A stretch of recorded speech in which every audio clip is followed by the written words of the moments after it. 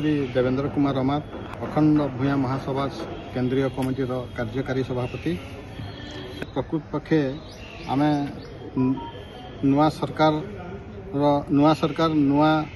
आशा एवं उद्दीपना नहीं कि गोटे प्रस्ताव रखी से नुआ सरकार को आम ढेर सारा प्रशंसा करुछु। आमर आसबार मुख्य उद्देश्य है नुआ सरकार रे गोटे प्रस्ताव अच्छी नूतन ब्लॉक पुनर्गठन से हिसाब से आम करमुंडा ब्लॉक रे आमर एरिया अंतर्भुक्त होना अच्छे जो द्वारा कि करमुंडारू आमर 10टा पंचायत हाराहारी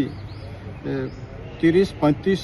किलोमीटर दूर रे अच्छे ब्लॉकटा सब प्रकार असुविधा डायरेक्ट आम जाइना वीडियो महोदय के साक्षात कर नहीं पार्बार आमर उन्नतिमूलक कार्य बाधा प्राप्त होचे एते दूर गोटे जेईटे आसबे कि वीडियो आसबे आमर एरिया भी सुपरविजन कर नहीं पार्बार आमर पाखापाखी गोटे माने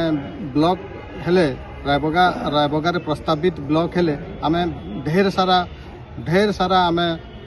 सुविधा पाई पारूँ बोलिकिना आमर आशा ये आशा नहीं कि आम नुआ सरकार के कलेक्टर के माध्यम रे आम आमर दाबी उपस्थापन करिछु।